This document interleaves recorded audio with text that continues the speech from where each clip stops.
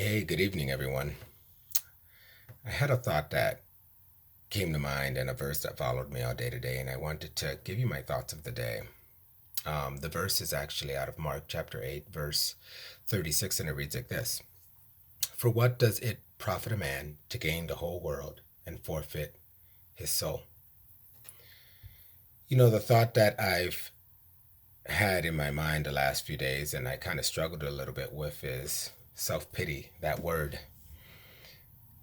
And that word is an interesting word. It's defined as excessive self absorbed unhappiness over one's own thoughts. And as I think about that word, we all can go and fall into that cycle of self pity. We're in a quarantine, and so we expect it to be at a certain point in our life. We expect it to be at a certain place right now. Um, and we also have our own expectations of ourselves and our expectations of others and how they should treat us. And so when those expectations aren't met, sometimes we fall into this self pity mode, this self absorbed unhappiness, and just really thinking a lot about ourselves.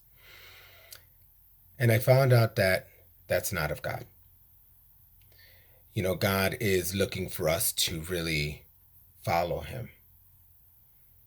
And this text spoke to me heavily because Jesus says this to his disciples after he asked them a very paramount question: Who do people say I am? And who do you say I am?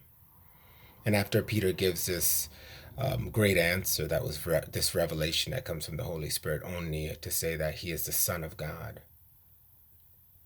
then Jesus gives them this, this massive revelation of our responsibility. And our responsibility is to take up our cross and follow him. And so the problem with self pity, it allows us to focus on ourselves. And we can become so self absorbed with that we forget that our responsibility is to focus on Christ and what he's called us to do. That doesn't mean, I don't want anyone to think that I'm saying, no, don't take care of yourself. What I'm trying to say is when we get to the point that we're in self pity, we feel like we've hit a point of rock bottom, and so we choose not to do things that we typically would do.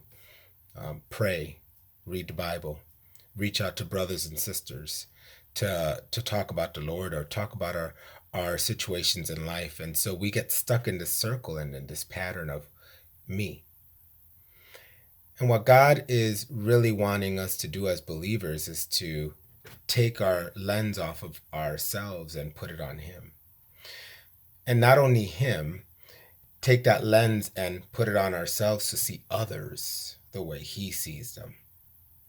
And so as we take up our cross and follow him, our responsibility is to follow the lifestyle that Christ lived. And that was to focus on what the Father wants. And so as we focus on what the Father wants and how Jesus walked out, and we focus on others, the great thing about focusing about others, there's two commandments that Jesus talks about. He says that the greatest two commandments, what? Love the Lord your God with all your heart, mind, and soul, and love others as you love yourself. As we can see, we don't show up in that circle. Why? Because as I'm focusing on you, you're focusing on me.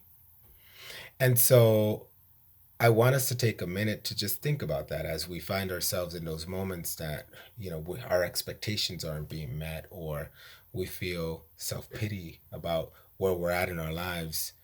That stems from just unhappiness on what God has given us, number one, not trusting in him. But it also, we need to take a moment and step back when we're in that circle and say, am I focusing on God? Am I pushing through to pray? Am I pushing through to read the word? Because sometimes we're like, well, yeah, read the Bible. Oh, yeah, pray. No, we need to read the Bible and we need to pray, and that refocuses us and puts us in a place where we can really surrender our lives to him. And so if you find yourself in that moment, like I did, that I'm focusing on myself, I thank the Lord, that I have friends in my life that can reach out to me. I am thankful that I have a wonderful wife that cares for me. But I also want us to realize, too, let's put our focus on Christ and step out of that and know that that's not of God. Be blessed.